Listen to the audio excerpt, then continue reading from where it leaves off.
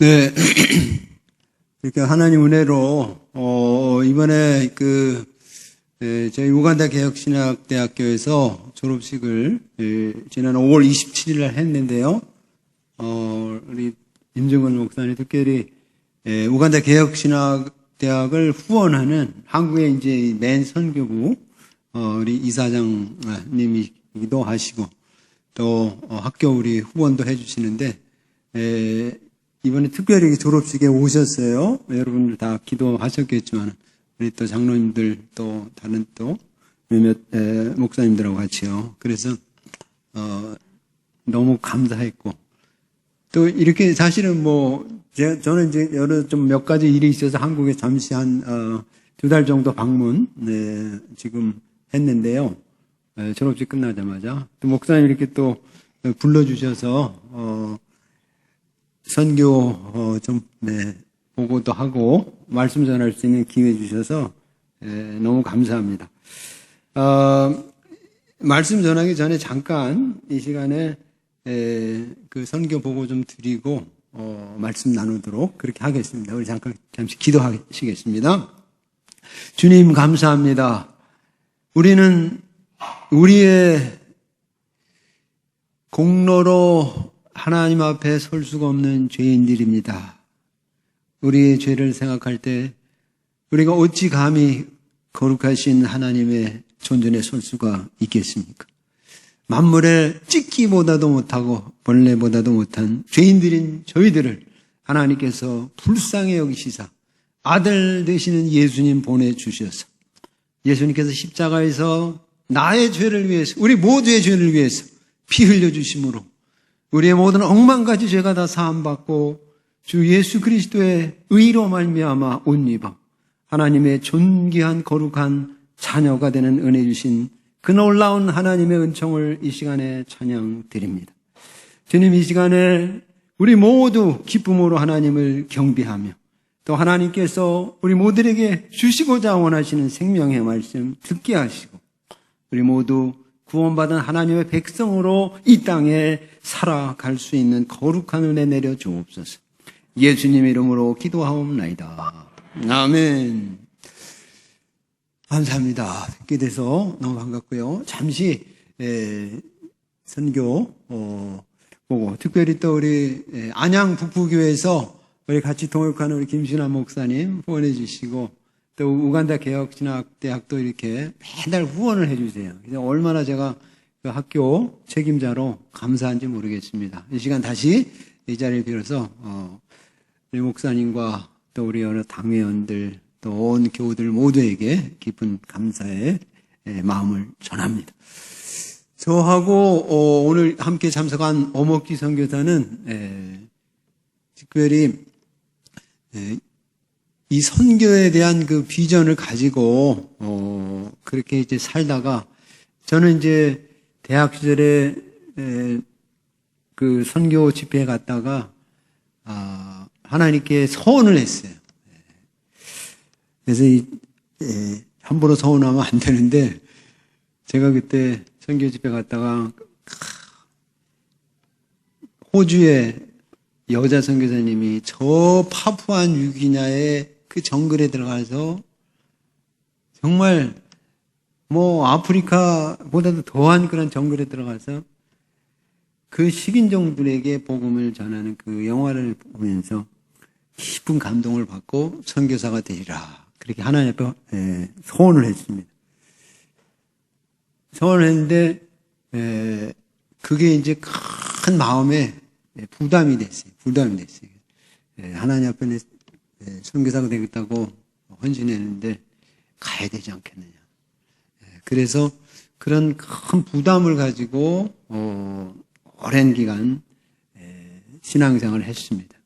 미국에는 1988년에 갔는데요. 그때부터 이제 좀 유학생활하면서 공부도 하고 또 나중에 이제 미국에서 목회도 이렇게 했는데 그 부담 때문에 이제 저 아내는 2014년에 제가 먼저 가고 아내는 2015년에 오고 해서 우간다 선교를 시작을 하게 되었습니다.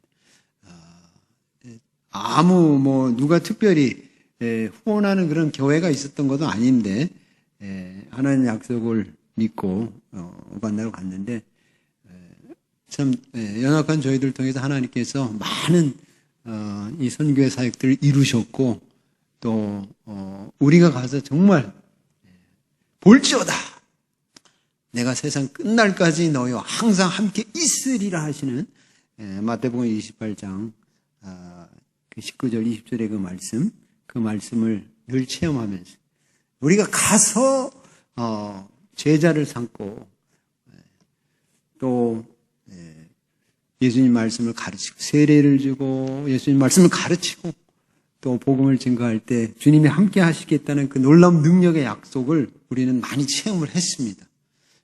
그래서 참 우간다는 뭐 여러분들이 아시겠지만은 세계 최빈국 가운데 하나입니다. 그 아마 세계에서 제일 가난한 나라 가운데 하나가 이 우간다예요. 167위 정도 되더라고요. 그러니까 우리나라는 지금 선진국 됐잖아요. 다 이렇게 잘 사시는데 와 보니까 너무 이 선진국에 와서 갑자기 이렇게 적응이 잘 안 됩니다. 그래서 근데 이 우간다는 너무 가난해요. 그런 데서 사역을 하지만은 여러 가지 참 어려움도 많고 힘든 일도 많이 당하고 이렇게 했지만은 그 가운데서도 그 함께 하시는 그 예수님의 그 임재 그런 것들을 덜 체험할 수가 있어요. 하루하루. 정말 예수님 함께 하시는구나. 예수님의 약속의 말씀이 이게 거짓이 아니고 참이구나. 진짜구나 하는 걸 체험하면서 저하고 엄성교사는 날마다 행복하게 힘들고 어려운 그 가난한 나라지만 행복하게 거기서 선교사로서 살고 선교 사역을 하고 복음을 전하고 있습니다. 그래서 만나는 사람들이 저는 그냥 무조건 그냥 옛날에 그 최건우 목사님이고 예수 천당 불신 지옥 스타일로 그냥 복음을 전하고 있습니다. 목하마 예수 모르는지 하면서 말이죠. 주 예수 그리스도는 좋으시다. 그 이제 영어가 되는 사람들한테는 영어로 복음 전하고 그렇게 할 수 있는 대로 모든 영혼들에게 내가 복음을 전하리라. 아주 뭐 그렇게 살고 있습니다. 지금 학교 사역하는데요. 그 전에는 이제 서부에서 좀 처음에 캄팔라에서 한 2년 사역하다가 서쪽으로 가서 또 2년 사역하다가 그 시골로 가서 2년 사역하다가 다시 또 캄팔라 쪽 부근에 우간다 개혁신학대학 교정을 맡아서 지금 사역을 하고 있습니다. 잠시 영상으로 좀 소개해드리고 말씀을 전하겠습니다. 그래서 그냥 영상을 그냥 보시기만 하시면 될 것 같습니다. 하나하나씩 그대로 시간이 제한되어 있으니까 하나하나 그렇게 좀 눌러주시면 좋겠습니다.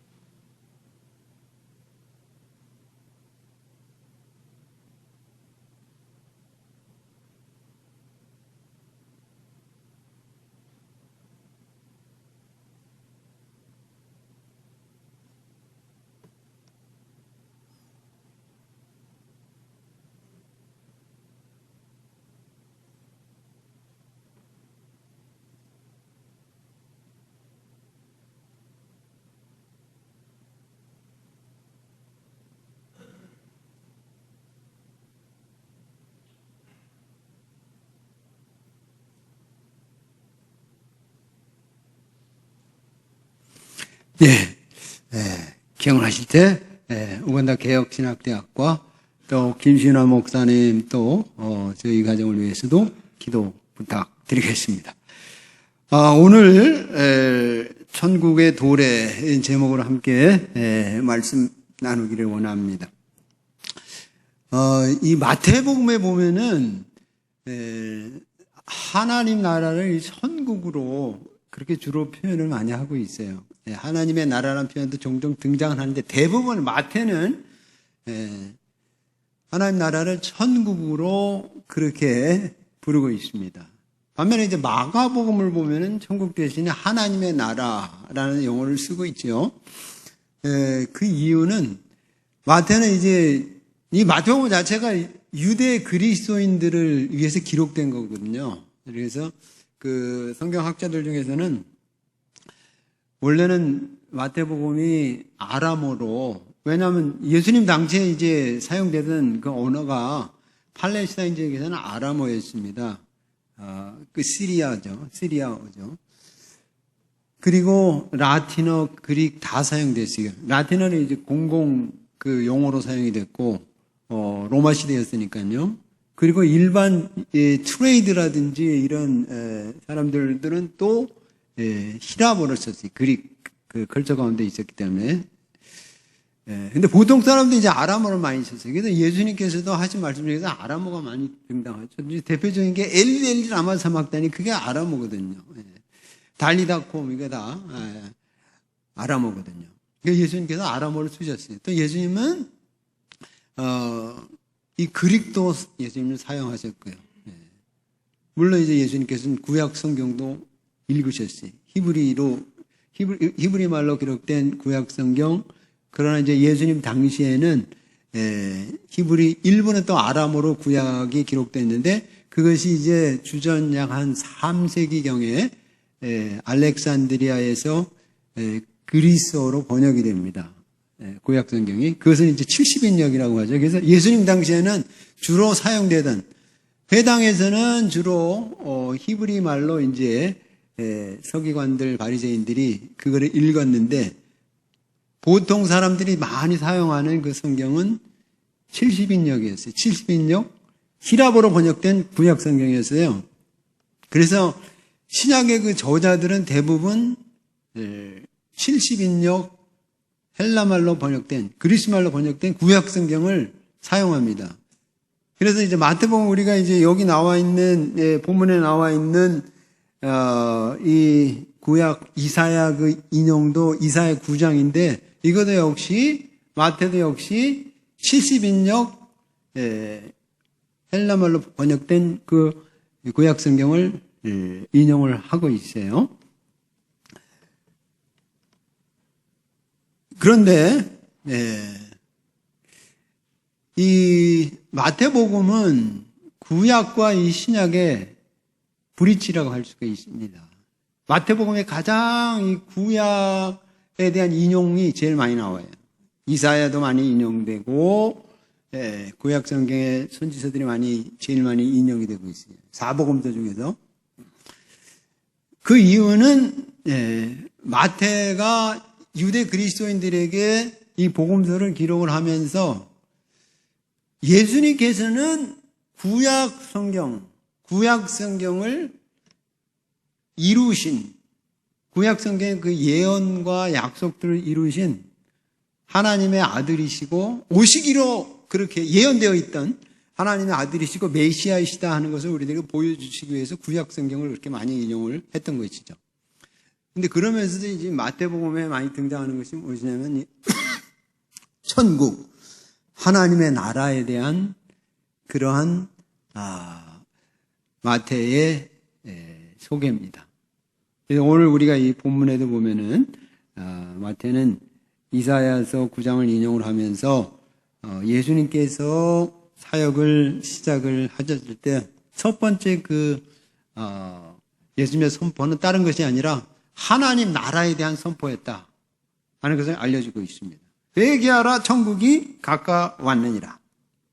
그래서 마가복음 1장 14절에서 하나님의 복음을 전파하여 가라사대 때가 찼고 하나님 나라가 가까웠으니 회개하고 복음을 믿으라. 근데 유대인들은 하나님의 그 이름을 부르는 걸 두려워했기 때문에 마태는 하나님 대신에 하늘이라는 말을 쓴 거죠. 그래서 하늘나라. 그래서 한국말로 천국으로 번역된 거예요. 마가는 로마인 그리스도인 공동체에게 이걸 기록을 했기 때문에 그냥 하나님의 나라라고 그렇게 쓰고 있습니다. 같은 거지. 같은 겁니다. 하늘나라, 천국, 하나님 나라는 다 동일한 것이에요. 근데 요한복음으로 가면 요한복음에서는 주로 하나님 나라는 표현이 있지만은 요한은 영생이라는 말을 훨씬 좋아했습니다. 그래서 영생. 대표적인 게 이제 요한복음 3장 16절이잖아요. 하나님이 세상을 이처럼 사랑하사 독생자를 주셨으니 이는 누구든지 저를 믿는 자마다 멸망치 않고 영생을 얻게 하려 하심이라. 영생을 얻다는 다른 게 아니라 바로 하나님 나라에 들어간다는 거예요. 그런데 우리는 이 하나님 나라에 대해서 사실은 많이 이해가 좀 부족한 것이에요. 왜냐하면 우리는 보통 하나님 나라를 어떻게 우리가 믿고 있나요? 죽어서 가는 게 하나님 나라다 이렇게 생각하잖아요. 아니면 예수님이 오셔서 이루어질 것이. 그러나 예수님께서 오늘 말씀하신 거는 그렇지 않거든요. 회개하라 천국이 가까워왔느니라. 이 천국이 가까워왔다는 것은 헬라어 이 시제를 보면요. 완료 시제로 되어 있거든요. 완료 시대 영어 시제도 이 현재 완료 보면은 그것은 바로 이제 어떤 동작이 일어났고 그 동작이 계속될 때, 물론 이제 완료의 의미로 사용되는데 영어에서도 현재 완료 중에서도 이제 완료 용법이 있어요. 그거는 이제 과거에 어떤 사건이 일어났고 현재까지 계속 동작이 진행될 때 현재 완료의 진행형을 사용을 하죠. 헬라어의 그 완료 시제는 바로 영어의 현재 완료의 진행형이라고 할 수 있어요. 예수님이 일단 오셔서 하나님 나라가 미래에 임하는 게 아니라 미래에는 임하는 게 아니라 완성이 되는 거예요. 하나님 나라는 이미 예수님 안에서 도착한 거예요. 여러분이 이제 공항에 가시면은 arrival하고 departure 있잖아요. 도착, 출발. 그렇죠? 출발해야 되는데 도착하는 데 가면은 비행기 시간 늦어지는 거죠. 한 바퀴 또 뺑 돌아야 되는 거죠. 공항에 가면은 항상 도착이냐 출발이냐 그거 딱 사인 보면서 바로 가야 돼요. 안 그러면 또 한 바퀴 뱅 돌아야 되니까. 하나님 나라는 arrive. 도착한 거예요. 인천공항에 비행기가 도착하듯이 예수님이 오셨을 때 하나님 나라가 예수님께서는 이미 내 안에서 하나님 나라가 도착했다라고 선포하시는 거예요. 그것이 이 본문의 의미입니다. 원래 원어의 의미예요. 그래서 이제 예수님 안에서 하나님 나라가 이제 시작되었고 진행되고 있다 하는 것을 예수님 보여주시는 거예요. 그걸 선포하신 거예요. 그래서 마태복음 12장 28절에서 예수님께서는 그렇게 말씀하셨어요. 예수님이 이제 이 귀신들을 막 쫓아내시니까 바리새인들이 시비를 겁니다. 바리새인들은 눈이 가려워가지고 그렇게 성경을 연구했는데도 성경의 가장 중심 되시는 메시아시요 하나님의 아들 되시는 예수 그리스도를 보지를 못합니다. 제가 이거 성지순례 코로나 터지기 전에 우리 선교사님들하고 한번 간 적이 있어요. 우간다에 가면 가까우니까요. 비행기 값도 싸고 그래서 우리 엄성교사가 특별히 또 가기를 원해서 저는 가고 싶지는 않았는데 우리 엄성교사가 안 가면 안 된다고 꼭 가야 된다 그래서 갔는데 은혜를 많이 받았어요. 거기 지금도 그 유대 그 랍비들과 그 제자들은 구약 성경은 얼마나 신약은 안 봐요. 신약은 성경으로 인정하지 않으니까. 예수님을 안 믿으니까요. 예수님 말씀을 인정하지 않아요. 메시아로 인정하지 않으니까. 구약 성경을 얼마나 열심히 외우는지 몰라요. 막 매일 그 히브리 성경을 달달달 읽으면서 외우는 거예요.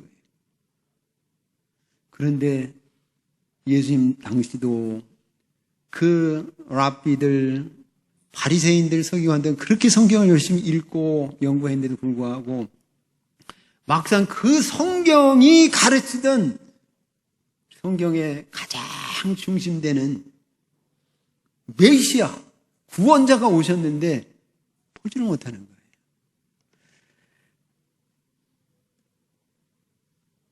너무나 안타까운 일이 아닐 수가 없죠. 그래서 예수님께서 귀신들을 쫓아내시니까 이거는 귀신의 힘을 받아가지고 바알세불의 힘을 가지고 귀신 쫓아내는 거다. 또 예수님을 공격합니다. 우리 중에도 어떤 사람들은 그런 사람들 있잖아요. 그냥 하여간 이 자기 그 선입견 때문에 모든 보는 것이 비뚤어져 있고 왜곡되어 있는 그런 사람들이 있잖아요. 잘못된 선입견이 무서운 거예요. 예수님 메시아가 아니다 생각하니까 예수님 하는 모든 것이 이거는 메시아로 사는 게 아니라 귀신의 힘을 받아가지고 귀신 쫓아내고 귀신의 힘으로 병 고치고 하는 거라고 그렇게 보는 거예요.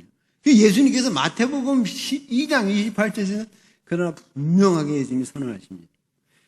그 전에 예수님 이제 그 문맥을 보면은 귀신이 귀신을 쫓아내면 귀신끼리 싸우고 분쟁하는 것인데 그럼 귀신 나라가 서겠냐?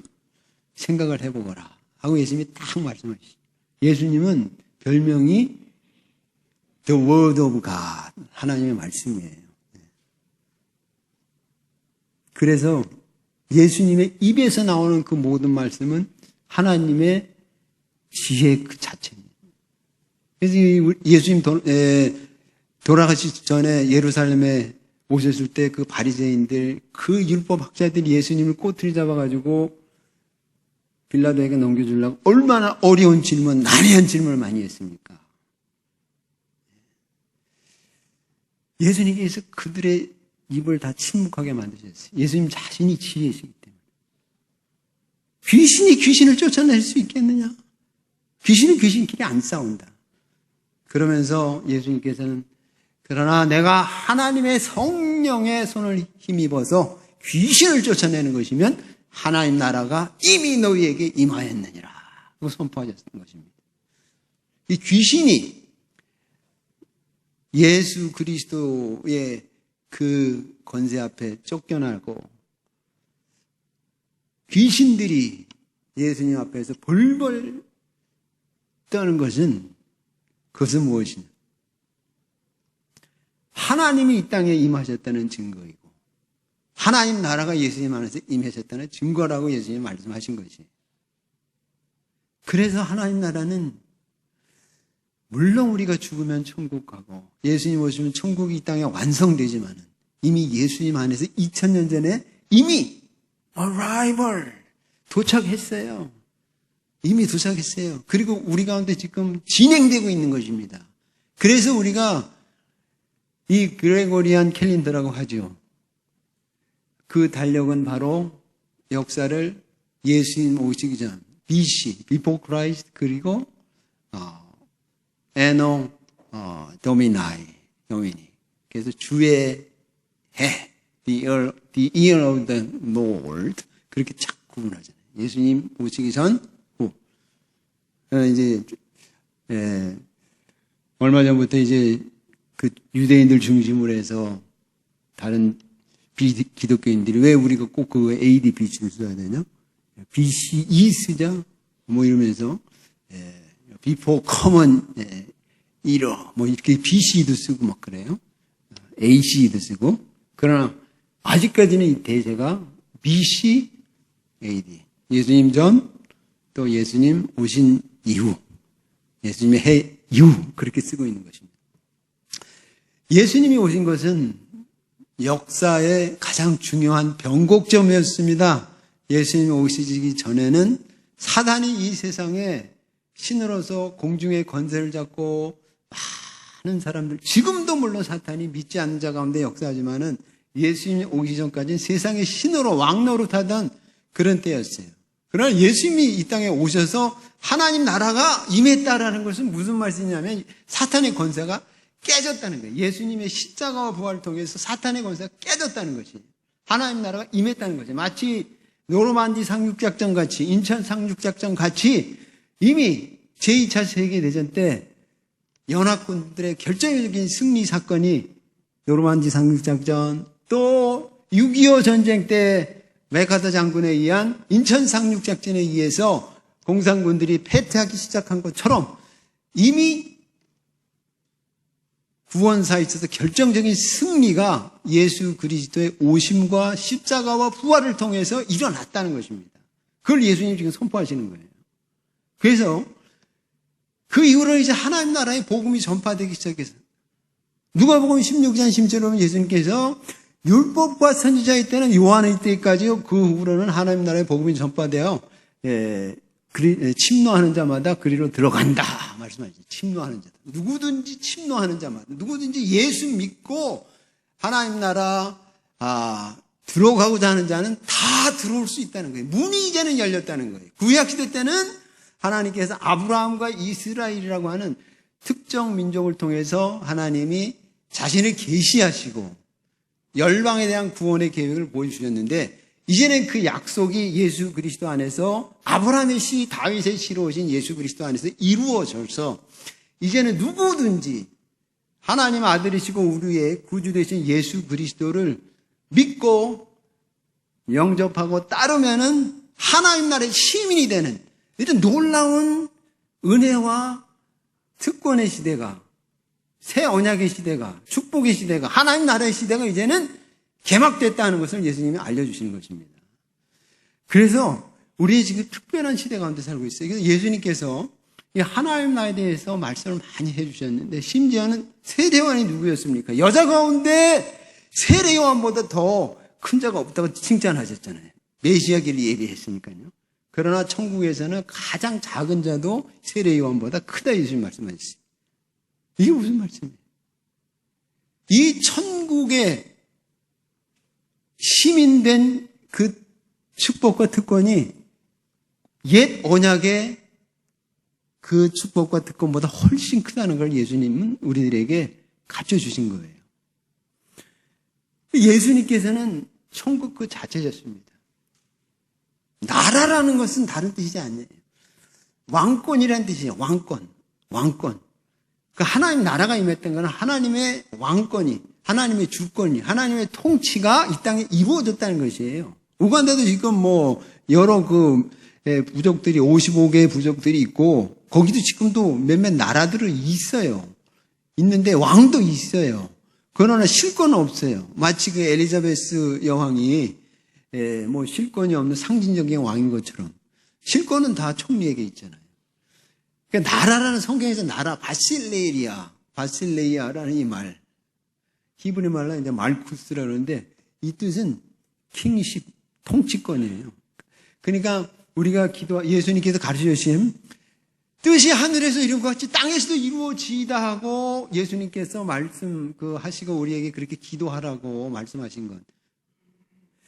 나라가 임하옵시며 무슨 나라입니까? 하나님의 나라가 임하기를 예수님은 기도하라고 가르쳐 주셨잖아요.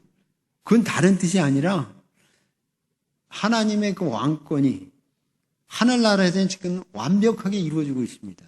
그러나 지금 이 세상에서는 하나님의 왕권과 통치가 완벽하게 이루어지고 있지 못해요. 왜? 이 세상의 신, 사단이, 하나님을 반역하였던 사탄과 그 사탄을 따라서 타락하였던 수많은 그 타락한 천사들, 마귀와 악한 영들, 그 귀신들이 지금 이 세상 가운데 역사하면서 우리 눈을 가리워서 우리가 하나님을 보지 못하게 하고 하나님의 아들 되신 구주 예수 그리스도를 못 보게 함으로 말미암아 예수를 못 믿게 하는 거예요. 그 역사가 지금 일어나고 있습니다. 사람들 가운데서 이 세상 가운데 문화 가운데서도 이 사단이 역사해서 사람들이 하나님을 경외하지 못하고 하나님 없이 그렇게 살아갈 수 있도록 사탄이 이 세상 문화 가운데서도 지금 역사하고 있지 않습니까? 그래서 이 세상 문화는 물론 이제 문화 가운데서도 우리가 성경적으로 채택할 수 있는 좋은 문화가 있죠. 특별히 한국의 문화 중에서도 부모를 공경한다든지 아니면 우리가 이웃에 대해서 우리가 예의를 갖춘다든지 또 우리가 선하게 살아야 한다든지 하는 이런 좋은 도덕적인 이런 가르침, 이런 그 문화적인 요소가 좋은 요소가 있어요. 성경과 일치하는 문화적인 요소가 있어요. 그러나 그렇지 않고 이 문화 가운데도 보면은 아주 비기독교적이고 반기독교적인 악한 이런 문화의 모습들도 굉장히 많이 있습니다. 대표적인 게 여러분 아시다시피 하나님의 창조의 질서를 거스리는, 하나님께서는 분명하게 남자와 여자로 만드셨는데 아니야, 그거 아니야. 남자 중에도 여자같이 태어난 사람도 있어. 그러니까 남자끼리 결혼해도 되고 여자끼리 결혼해도 돼. 이게 뭡니까? 이게 다른 문화예요. 이거는 하나님의 창조를 거부하고 도전하는 잘못된 왜곡된 문화입니다. 타락한 문화예요. 죄의 결과입니다. 그런 걸 우리 크리스천들이 받아들일 수 있습니까? 성경을 우리가 믿는다고 하면서 그런 거 받아들일 수 있어요? 받아들일 수 없어요. 그건. 그런 문화는 우리가 받아들일 수가 없어요. 왜?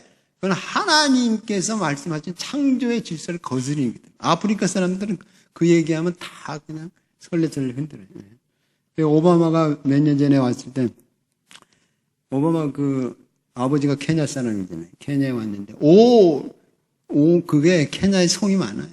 우리 학교에도 오마라는 우리 교목과정이 있는데, 씨는 다 케냐 그쪽 출신들이 많아요. 오바마 대통령이 왔을 때, 거기 와가지고서, 여기도 동성 간에 자유롭게 결혼도 하고, 할 수 있는 것도 허락을 하라고 이렇게 하려고 했는데, 케냐 대통령 아프리카에서 강력히 반대, 절대 아프리카 와서 그 얘기는 하지 말라.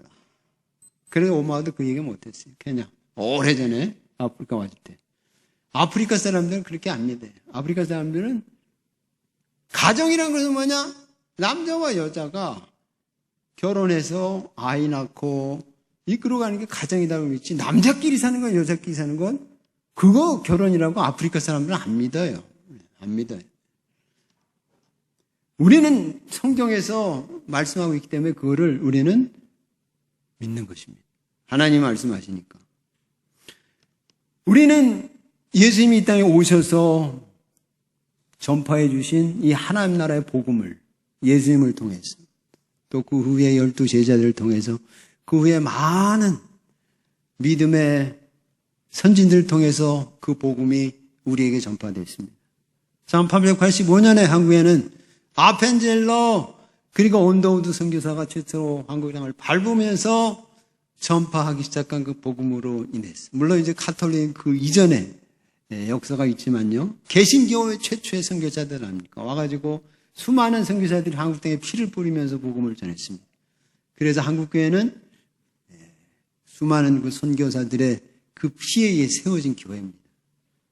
그래서 터툴리안이 말한 것처럼 하나님의 교회는 순교자들의 피 위에 순교자들의 피를 먹고 자란다. 그 위에 세워진 교회다라고 말했지 않았습니까? 그 순교자들의 피 위에 지금 세워진 교회예요. 그래서 하나님께서 이 한국교회를 사랑하시고 축복해 주셔서 지금 이렇게 전 세계 수많은 지역에 지금 한 2만 7천 명, 8천 명의 한국 선교사들이 세계에 나가서 복음을 전하고 있어요. 미국은 지금 4만 명이 좀 넘는데 인구 대비하면 한국이 세계 최고의 선교 국가입니다. 그 순교자들의 피 위에 세워진 교회가 한국교회예요. 또 일제시대 때 얼마나 많은 우리 믿음의 선진들이, 주기철 목사님, 또 많은 믿음의 선진들이 끝까지 그 믿음을 일사다구의 신앙을 가지고 신앙생활을 하다가 피를 뿌리지 않았습니까? 그것은 바로 예수님께서 이 땅에 오셔서 천국 복음을 전파하심으로, 이제 우리가 그전에는 우리가 하나님 없이 그렇게 우상을 숭배하고 헛된 신을 섬기고 살았는데, 이제 예수님이 오셔서 전파하신 이 복음을 통해서 참 하나님을 우리가 알고 믿고 섬기고 이제 예수님의 십자가의 피로 하나님의 백성이 되는 이러한 놀라운 복음의 시대가 열린 것입니다.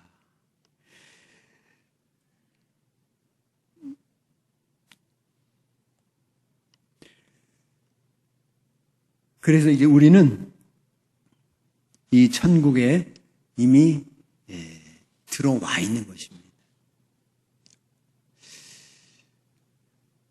예수님께서는 우리들에게 성령님을 보내주셔서 이제 천국의 시민들이 되게 하시고 우리가 천국의 시민 되고 하나님의 자녀가 돼서 그 천국의 축복을 지금부터 우리가 누리면서 살게 해주세요.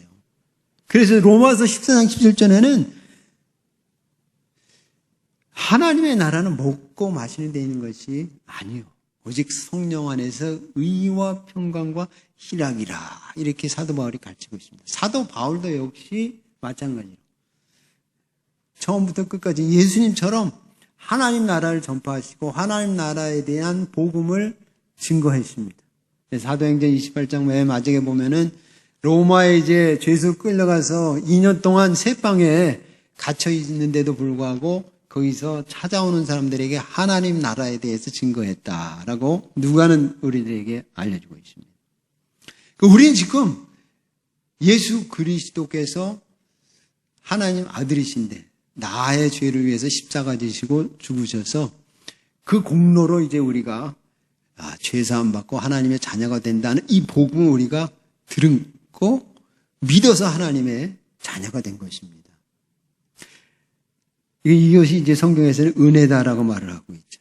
지금 이 아프리카는 많은 영적인 전쟁이 치열하게 일어나고 있습니다. 그 가운데 하나가 이슬람의 남하예요. 특별히 5.1달러를 힘입어서 지금 이 이슬람들이 이슬람이 굉장히 엄청나게 그 포교가 되고 있어요. 그래서 우간다만 해도 이 이슬람 대학들이 많이 지금 세워지기 시작을 했고 이슬람 병원들, 이슬람 초등학교, 이슬람 중고등학교. 제가 그 서쪽에서 사역할 때 그쪽에는 초등학교 중에서 갈 만한 학교가 없어요. 이슬람 초등학교밖에는. 그 선교사 자녀들이 학교를 보낼 때가 이슬람 초등학교밖에는 없어요. 그래서 이 이슬람 초등학교 선교사들이 할 수 없이 자녀를 보냅니다. 그럼 거기 가서 쿠란도 다 배워야 돼요. 다 배워. 그리고 매 아침부터 밤늦게까지 계속 모스크에서 큰 마이크 확성기로 아잔이라고 그래요. 계속 알라는 위대하다. 알라 이외에 신은 없다. 하면 계속 그게 나오는 거예요. 계속. 엄청난 포교 활동이에요. 아무도 항의하는 사람이 없어요. 아무도 항의하는 사람이 없어요. 이슬람에서 계속 아프리카 국가들을 지원하면서 이슬람의 그 포교 교회에 대해서 아무 제재를 받지 않는 거예요. 종교 자유가 있으니까. 그래서 지금 우간다만 해도 오래전부터 그 국립대학교의 법과대학교에 그 대학원 학생들한테 엄청나게 장학금을 줬어요. 그래서 이제 그 열매가 맺히기 시작하고 있어요. 많은 변호사들, 판사들이 이제 모슬렘들이 그 사람들이 다 크리스찬이었고 명목상으로 다 크리스찬이었던 학생들이 많았는데 교회에서 제대로 훈련시키지 않고 제자화 교육시키지 않고 하니까 얘네들이 그냥 명목상 신앙 가지고 있다가 장학금 받고 하니까 다 모슬렘 되는 거예요. 그래서 판사 중에는 아주 히잡을 쓰고 나와서 그래서 재판정에서 판결하는 그런 판사들도 많이 늘어나기 시작하고 있어요. 지금 우간다의 국무총리도 모슬렘입니다. 탄자니아 같은 경우는 우리 탄자니아에서 와서 공부한 학생이 있는데 그 학생 얘기 들어보니까 탄자니아도 원래 기독교가 한 70%, 모슬렘이 한 25%, 30% 그 정도 됐었다 그래요. 한 10년 몇 년 전만 해도. 근데 최근에는 바뀌어가지고 거의 한 반반 정도가 됐는데 그 정도 되면 이 이슬람이 엄청난 힘을 발휘합니다. 지금 탄자니아도 대통령이 모슬렘 대통령이에요. 그리고 그곳에 이 선교사들 비자를 까다롭게 해가지고 탄자니아에 있는 한국 선교사님들이 있을 수가 없어요. 비자를 뭐 1년밖에 안 주고 뭐 굉장히 까다롭게 하니까 더 이상 뭐 또 추방시키고 막 하니까 우간다로 와가지고 사역하는 선교사님들이 많이 있어요. 우간다는 아직 종교 자유가 보장이 되거든요.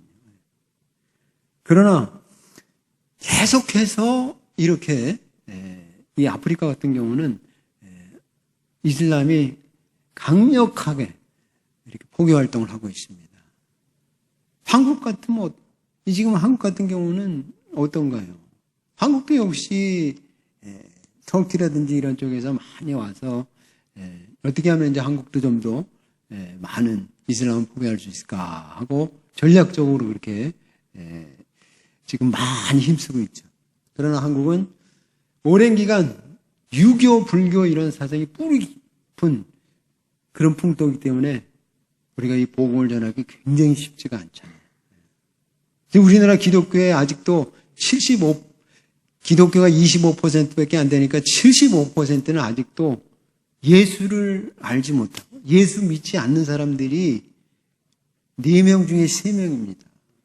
아프리카보다 더 예수 안 믿는 사람이 많아요. 거기는 그래도 막 형식적으로 옛날에 세례받고 뭐 교회 몇 번 나가도 나 크리스찬이라고 다 뭐 그냥 사기치고 거짓말하고 강도짓하고 그래도 나 크리스찬이라고 다 그래요. 전도하면 뭐 아멘 예수 믿어라 그러면 아멘 하면 그래도 뭐 거짓말하고 사기치고 하는 거 다 하거든요. 저도 몇 번 당했어요. 한 번에 이제 거기는 이제 보다 택시라는 게 있거든요. 보다 뭐냐면 저기 오토바이 택시예요. 어디까지 가는데 얼마 딱 가격을 정합니다. 그럼 꼭 그 운전하는 중에서 그런 애들이 있어요. 니네 동네는 길이 너무 안 좋아서. 저희 그 학교인 데는 길이 좀 안 좋거든요. 길이 안 좋아서 1,000원 더 내. 약속했잖아. 8,000원에 약속했잖아. 우간다 돈으로 8,000원에 약속했잖아. 길이 험하다고 9,000원 내. 어떤 애는 10,000원 내 그러는 거예요. 야, 너 약속하고 틀리다. 그냥 줍니다. 주면서 대신에 이제 전도하죠. 예수님 믿고 구원받아야 돼. 예수님 믿어야지. 이렇게 사람들 속이지 말고 예수님 믿고 네 죄 용서를 받고 그래야지 네가 천국에 갈 수 있다. 그렇게 전도하면 나 크리스찬인데 그런 거예요. 크리스찬. 그것도 나 거듭난 크리스찬. 거기 이제 물로꼴레 그래요. 거듭난 크리스찬은 물로꼴레 그랬는데 나 물로꼴레야. 나 거듭난 크리스찬이야 그래요. 너 거듭난 크리스찬이었어? 근데 왜 이렇게 말이 다르냐? 처음하고 끝이 다르네. 야, 물로꼴레야. 거듭난 크리스찬은 너 좀 바르게 살아야 되지 않겠냐. 이제 좀 이렇게 격려해주고 보내고 그러는데요. 오히려 거듭난 크리스찬한테 저는 많이 여러 번 당했습니다. 그러니까 이제 형식적인 크리스찬이 많거든요. 근데 오히려 이 모슬렘 중에서는요, 정직한 모슬렘들이 뭐 다는 아니에요. 물론 그 중에 뭐 나쁜 사람도 있지만 정직하게 거래하는 상인들이 상당히 많이 있어요.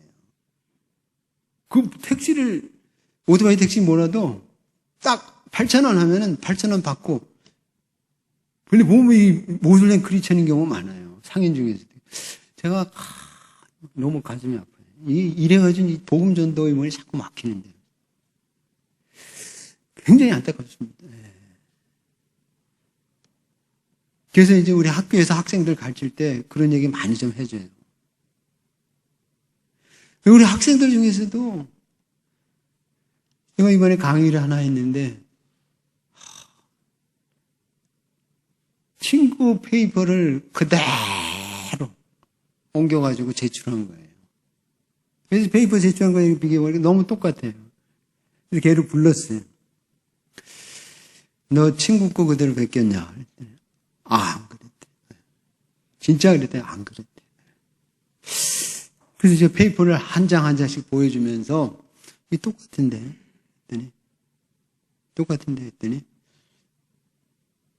5장짜리 페이퍼였는데 자기가 3장은 베끼고 2장은 자기가 했다는 거예요. 그러냐? 근데 이상하다. 내가 보니까 5장이 다 거의 뭐 똑같은, 4장 다 똑같고, 1장은 말만, 마지막 그 자기 리플렉션 쓰는 거는 말만 좀 바꾼 건데 하면서 보여주니까 나중에 베꼈다 그러는 거예요. 근데 걔가 또 뭐를 하느냐면 영성불량이에요. 영성부장. 그래서 학교에서 예배 학생들 우리가 월요일부터 금요일까지 매일 새벽 기도하고 11시 반부터 예배 드리는데 걔가 나와서 늘 사회 보는 애예요. 사회 보는 애. 영성부장. 영성부장이 이렇게 페이퍼 그대로 베껴내고 퀴즈 제 과목엔 퀴즈 제가 막 봤는데 요런 컨닝하지 말라 내가 얘기했지. 치팅하지 말라. 딴 애들 그냥 다 한대. 영성부장만 이렇게 한 번 내 적발했어요. 적발해가지고 너 점수 깎아야 되겠다. 너 친구 거 뺏겼지. 그러니까 많이 들어. 영성부장이라니 이게 말이 됩니까? 그래서 제가 걔는 이제 나중에 이제 따로 좀 불러가지고 여러 가지 좀 상담을 좀 했습니다. 그래서 우리 학교 출신 중에서 잘 사역을 하는 졸업생도 있는데 학교에서 졸업장만 따고 가서 잘 사역을 못하는 그런 동문도 있다. 그래서 너는 나이도 어리고 그런데 한 20몇 살밖에 안 되는데 내가 인생 62세밖에 안 되지만 죄송합니다. 우리 어른들이 많으신데 내가 60년 넘게 살았는데 너 지금 빨리 목사 안 돼도 된다. 한 해 늦게 해도 되니까 너 1년 동안은 근신하면서 지내라. 하고 정확적을 내렸어요. 내가 이거는 우간다 교회를 위해서 네가 나를 저주하고 욕한다 할지라도 내가 그걸 받더라도 우간다 교회를 위해서 성도들을 내가 생각해서 내가 너 같은 학생을 그냥 졸업시켜가지고 내보냈을 때 얼마나 많은 우간다의 성도들에게 피해를 주겠느냐. 도저히 내가 너는 그대로 못 보낸다. 1년 동안 근신해라 해서 정확 처분을 내리도록 그렇게 조치를 했습니다. 우리가 지금 이 복음을 받았는데 지금 우리가 하나님 나라의 백성이 되었는데요. 생각해 보면은 참 우리가 하나님 앞에 너무 부끄러운 모습들이 너무나 많습니다.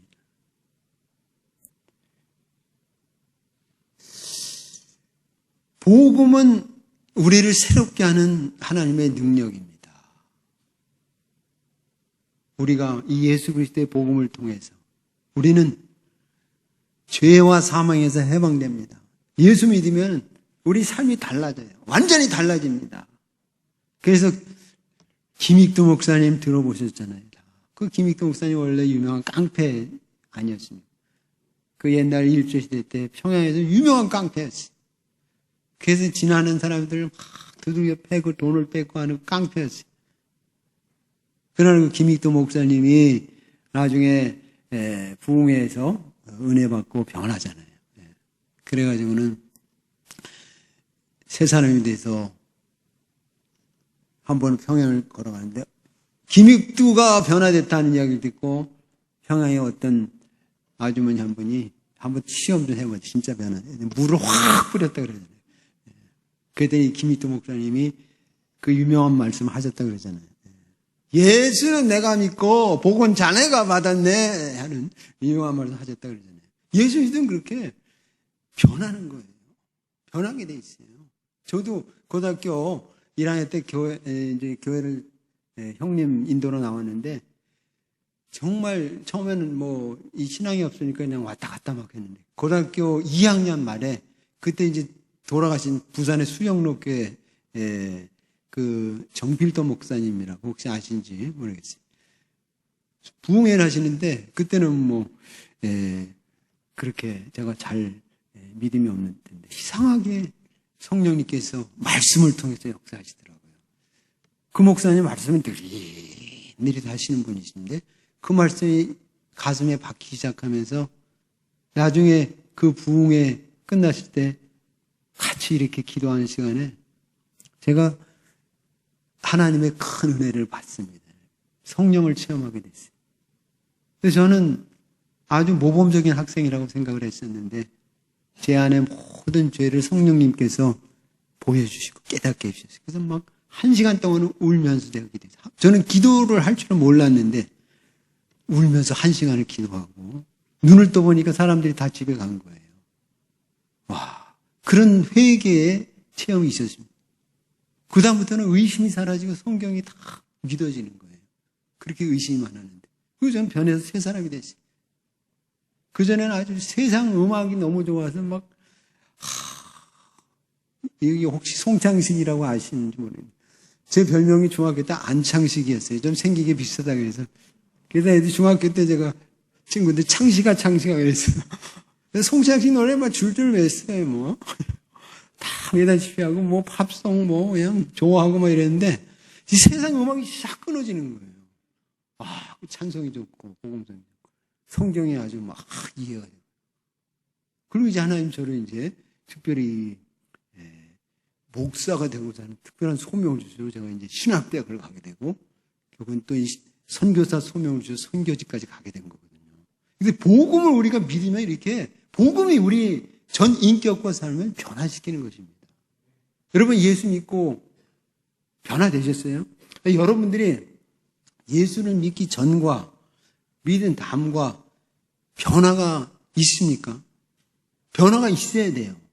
달라진 게 있어야 돼요. 달라진 게 전혀 없고 그렇게 다 물로 끓내야 말만 그러면서 계속 손님들 사기쳐가지고 돈 많이 벌려고 그러고 거짓말하고 물로 끓내 거듭난 신자를 그러면서 와이프 있는데 또 이 여자 저 여자 그냥 데리고 사는 거예요. 그러니까 애가 너무 많은 거예요. 이 우간다는 정말 1인당 6명 이상 그냥 지금 인구 4,700만 명인데 30년 후에는 1억이 된대요. 1억이. 그래서 정부에서 규제를 하려고 그래요. 1인당 6명 이상 못 낳게. 그냥 막 그냥 아무나 애기 낳고 말이에요. 그러면 이게 아버지들이 책임도 안 지고 그냥 휙 딴 데 가서 돈 벌고 말이죠. 그러니까 이거 엄마가 다 그 5명, 6명 키우는 거예요, 그냥. 또 엄마는 노동력이 필요해. 그 농사도 많이 짓고 그러니까. 그러니까 애들이 물 떠오고 나무 해오고 다 그 한 초등학교까지 교육시키고 힘이 없으니까. 그러니까 거기 우간다에 참 너무 놀랬어요. 목사라 그래, 목사, 패스터. 우리 그 학생들이, 너 목사야, 네가? 너 신학교 졸업도 안 하고 공부도 안 했는데 네가 목사야. 자기 패스터네, 목사래. 다 패스터. 어떻게 목사인데? 그랬더니 자기 지금 교회 목회를 한다는 거예요. 어떤 애들은 지구가 태양을 돈다는 거를 모르는 애들이 있어요. 왜? 성경에서 보니까 해가 동쪽에서도 서쪽으로 친다. 왜? 태양이 움직이는 거지 지구는 가만히 있다는 거예요. 지구는. 그렇게 무지하고 과학적으로 무지하고 역사적으로 무지하고 이런 애들이 그런데도 그냥 목회를 그냥 하는 거예요. 그리고 자기 목사라는 거예요. 그러니 얼마나 이 혼란이 많아요. 얼마나. 그러니까 참 이 우간다는 그렇게 이미 목회를 하는 많은 이 청년들을 신학적으로 성경을 가지고 잘 교육을 해야 될 그런 나라 가운데 하나입니다. 여러분들이 이제 기도하시고 후원하시는 것이 바로 우간다의 많은 그 현지인들, 사역자들을 성경으로 바른 신학으로 잘 교육하고 하는데 이렇게 사용되니까 얼마나 감사합니다. 여러분들이 그 일에 쓰임받으니까 얼마나 감사해요. 그러나 하나님께서 원하시는 것은 그것뿐만이 아니라 여러분들이 지금의 삶의 현장에서 이제는 지금이 여러분들이 사시는 이 한국 사회 자체가 선교 현장이 되고 있다는 것을 잊지 마셔야 됩니다. 미국도 마찬가지예요. 그래서 미국에 이제 벤 겔더라는 그 선교학자가 있는데 벤 겔더는 일찍 그 얘기를 했어요. 교회가 이제는 선교적 교회가 돼야 된다.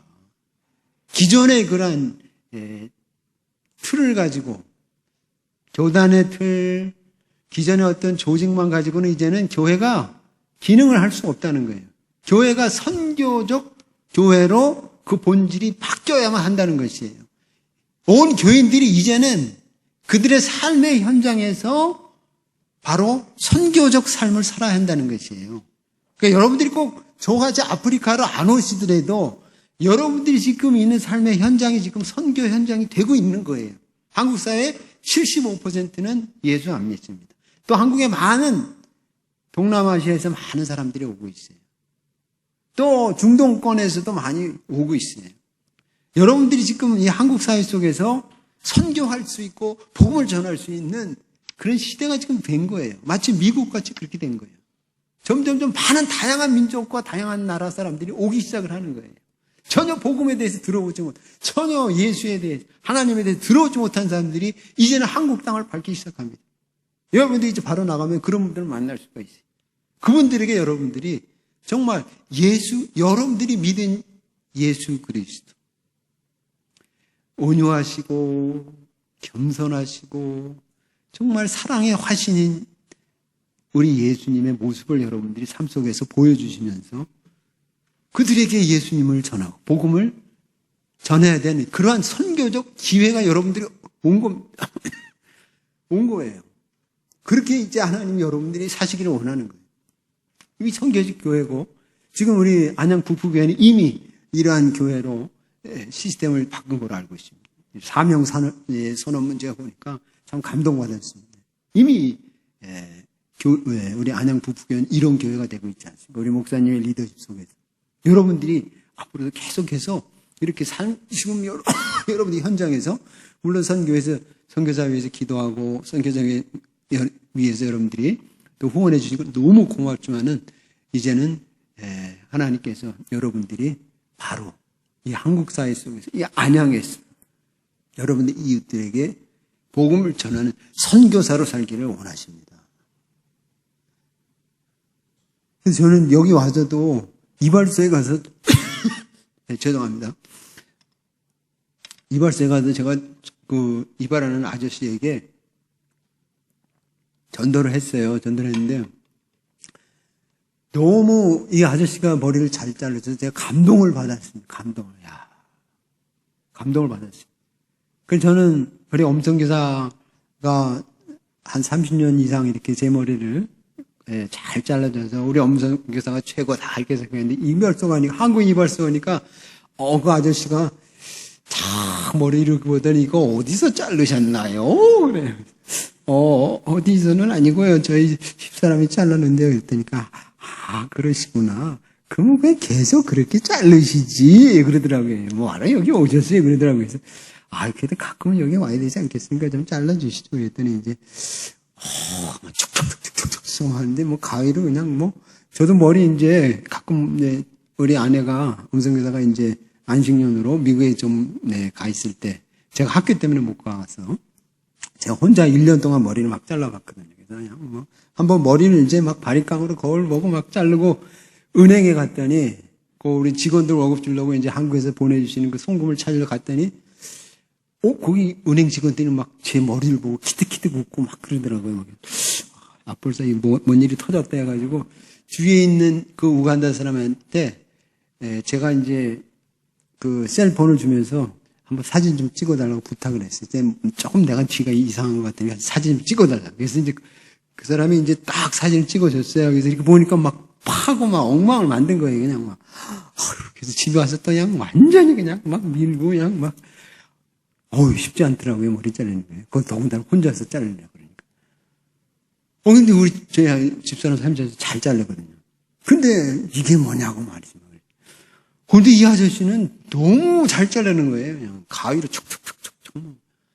그래서 감동받아가지고 나중에 이제 다 끝난 다음에 아저씨, 잘 자르시네. 한 30년은 자르셨죠? 그랬더니, 지금 나이가 몇입니까? 그래서 저 62세입니다. 했더니 그러면서 30년이 뭔가? 그러면서 50년 잘랐습니다. 그러는 거예요. 그러세요. 그러니까 제 소시적도 자르신 거예요.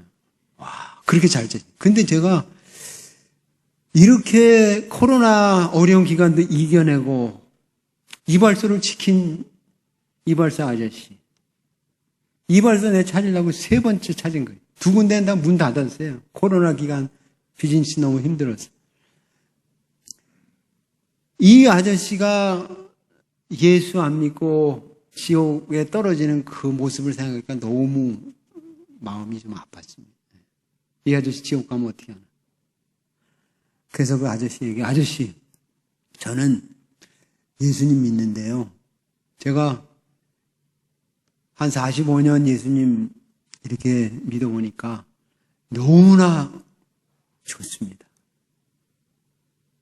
아저씨도 꼭 예수님 믿으시면 좋겠습니다. 그래서 아저씨, 이분 70이 넘으셨어요. 언제 돌아가실지 누가 알겠어요. 아저씨 나중에 꼭 천국 가시고 그렇게 예수님 믿고 사셨으면 좋겠습니까? 아저씨가 굉장히 좀 충격을 받으신 것 같아요. 그렇게 얘기한 사람이 없는 것 같은데 갑자기 웬 이상한 사람이 나타나가지고 그러니까 좀 충격을 받으신 것 같아요. 알았다 그러면서 가만히 계시더라고요. 그래서 제가 돌아와서도 그 아저씨에서 기도했어요. 예수님 꼭 믿고 천국 가시더라고요.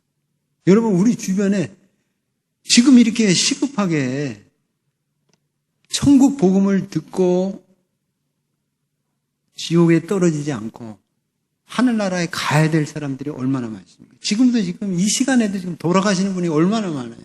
얼마나. 코로나 때문에 지금 한국에 2만 명 이상 돌아가셨잖아요.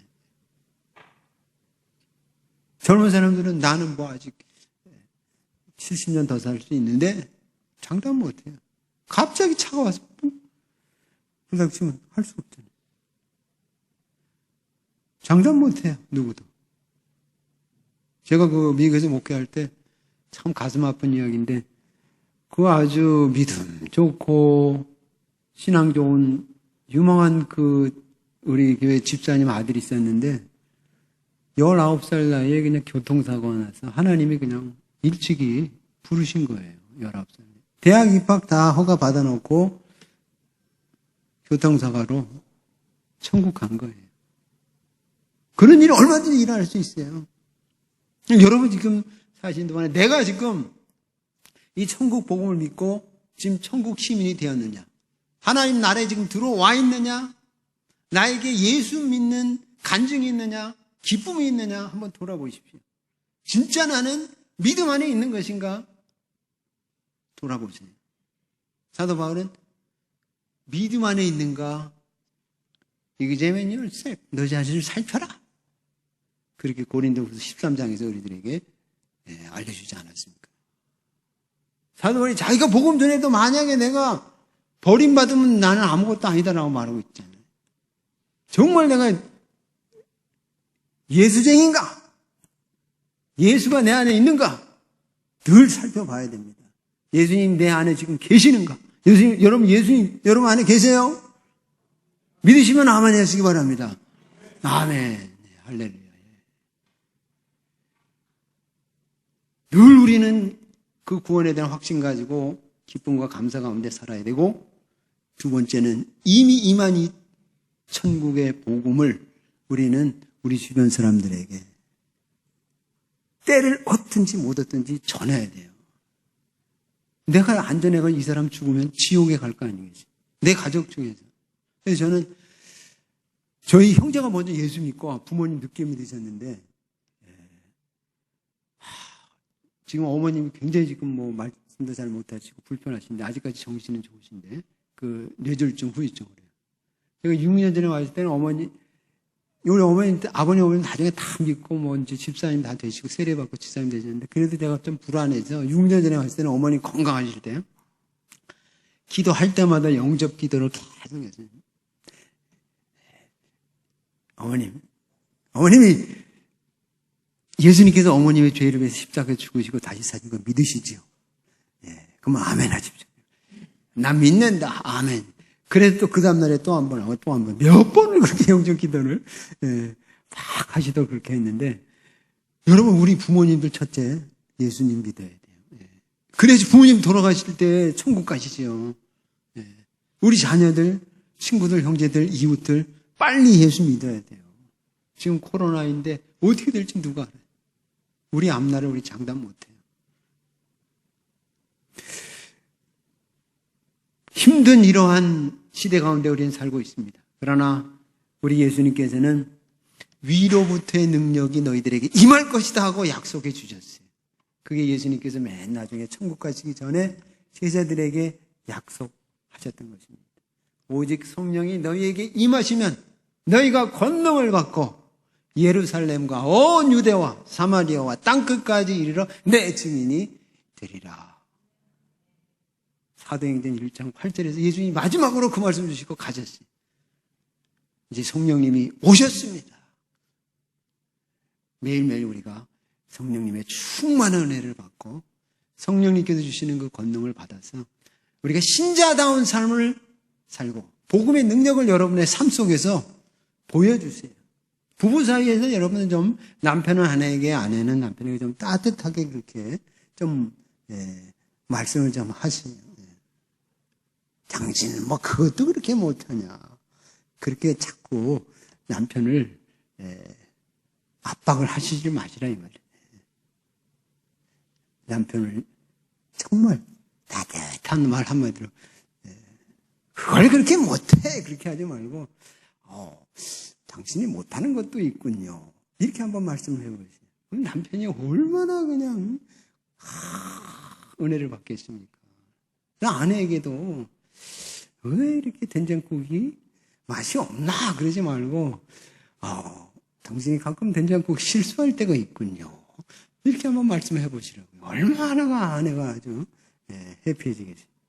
우리가 이게 부부 사이에서도 가정에서도 자녀들한테 따뜻한 말 한마디 정말 예수님께서 하시듯이 그렇게 여러분들이 말씀하시고 여러분 이웃들에게도 좀 나이스하게 비즈니스 하시면 여러분들 뭐 장사만 해서 돈만 많이 벌어서 내가 그냥 성경하고 많이 해야겠다. 뭐 그것도 나쁘지는 않지만은 그러나 그거 이전에 먼저 나에게 온 손님들에게 내가 정말 크리스찬 업주로서 나이스하게 대하시고 이 사람 좀 매너가 좀 있네. 품격이 좀 다르잖아 이건. 이게 알고 보니까 이게 크리스찬이네. 나도 한번 교회 가볼까 하는 생각이 들 정도가 돼야 돼요. 그게 선교적인 삶이에요. 그리고 그분에게 이제 따뜻하게 예수님에 대해서 너 예수님 믿어보니까 너무 좋더라. 우리 한번 가봅시다. 그 사람이 왜 교회 안 오겠습니까? 여러분 그게 바로 선교하시는 거예요. 저는 이 안양 북부교회가 이런 선교하는 교회가 지금 되고 있는 것을 봅니다. 사명 선언문을 통해서 봅니다. 계속해서 여러분들이 이 복음의 능력을 체험을 하셨어요. 하나님 나라는 이미 우리 가운데 임했어요. 그 하나님 나라의 능력 속에서 늘 여러분들이 하나님 주시는 그 기쁨들을 맛보시고 성령께서 주시는 그 마음의 평안함들, 고난 속에서도 평안할 수 있는, 죽음 앞에서도 평안할 수 있는 그 평안들 누리시고 하나님 나라의 그 의를 여러분들이 추구하시면서 불의와 타협하지 않고 떡 먹듯이 죄를 짓는 이 세상 사람들, 세상 문화 속에서 완전히 다른 종류의 문화를 보여주실 수 있는 이런 의로운 하나님 백성으로 살아가시면서 그리스도의 복음의 증인이 되셔서 예수님이 오셔서 하나님 나라가 완성될 때 정말 다 저 해와 같이 달과 같이 별과 같이 빛나는 하늘나라의 스타들이 다 되시기를 예수님의 이름으로 축원드립니다. 아버지 하나님 감사합니다. 우리 안양 북부